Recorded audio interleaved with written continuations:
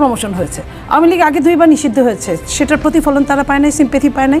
আমি তো মনে করি যারা এটা করলো তারা আওয়ামী লীগকে একরকমভাবে পুনর্বাসন করার জন্যই করলো। রাজনৈতিক দলকে নিষিদ্ধ করার পক্ষে আমি না। আওয়ামী লীগ বাংলাদেশের স্বাধীনতা সংগ্রামে নেতৃত্ব প্রদানকারী দল, বিভিন্ন গণতান্ত্রিক সংগ্রামে এই দলটার অবদান ছিল। দলটিকে যদি স্বাভাবিকভাবে মরতে দিতেন তাহলে কিন্তু মানুষ ফিরেও তাকাতো না, কিন্তু দলটিকে আপনি নানানভাবে কর্নার করার মধ্যে দিয়ে আপনি কিন্তু দলটিকে আরো শক্তিশালী করছেন। এই মাহফুজ আলম, রাষ্ট্র কি তোর বাপের? রাষ্ট্র কি তোর বাপের? মাহফুজ আলম তিনি একজন বিতর্কিত ব্যক্তি। এরকম বিতর্কিত ব্যক্তি কোনোভাবেই তিনি এই সরকারের উপদেষ্টা পদে বহাল থাকতে পারেন না। আমরা তার পদত্যাগ দাবি করছি। তারপর মাহফুজ আলম একজন এই শয়তান তার নিজের কথা ঠিক রাখতে পারে নাই, যে এই কথাগুলো বলে সে শপথ নিয়েছিল, শপথ ভঙ্গ অলরেডি সে করে ফেলেছে, এই জন্য সে এখন অবৈধ উপদেষ্টা। আমাদের অটোরিকশা বন্ধ করলে আমি কিস্তি কই থেকে দিব, আমি চলবো কই থেকে? এটা সরকার নাই, দেশের সরকার নাই, তাই বলে কি আমাদেরকে কেউ দেখবে না? দেখবে না? আমি কি মানুষ না?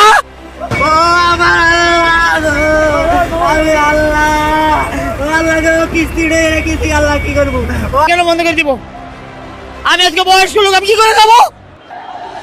প্রধানমন্ত্রী আছে, মা দেওয়া হইতেছে, এই কি করে যাবো? আমি একটা রিক্সা চালাতে পারবো না, আমাকে অটো রিক্সা দরকার নাই। বন্ধ যদি করে দিব তাহলে যে জায়গায় মান্ডি স্পোর্ট হয়েছে আস্তে আস্তে ঢাকা শহরে, হ্যাঁ ওই জায়গায় বন্ধ করে দেখ, আমরা মাল পাবো না, ওরা আর চলবো না। আমাদের সময় দেখ, কেউ কেউ আছে কিস্তি উঠাইয়া একটা গাড়ি উঠাইছি, এই গাড়ি মনে করেন যে চালাইয়া কিস্তি বুঝতে হইব, আজকে বন্ধ করে কিস্তি আমি কি দিয়ে বুঝবো? আমার ফ্যামিলি কি দিয়ে পালবো? আমি নিজে কি দিয়ে চলবো? আমি রাস্তা ভিক্ষা করবো? আমরা ক্ষমতায় যাব, নির্বাচন হোক।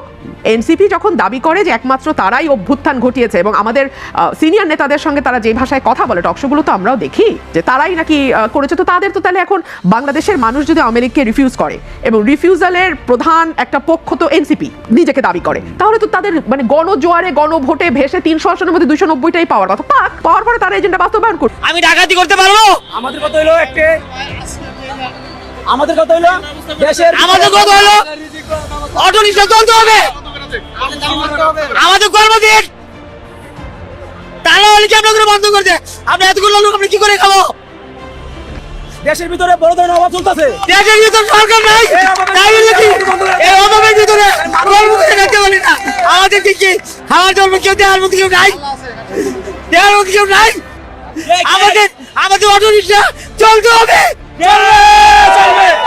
আমাদের আমি এত লোক আপনি কি করে খাবো?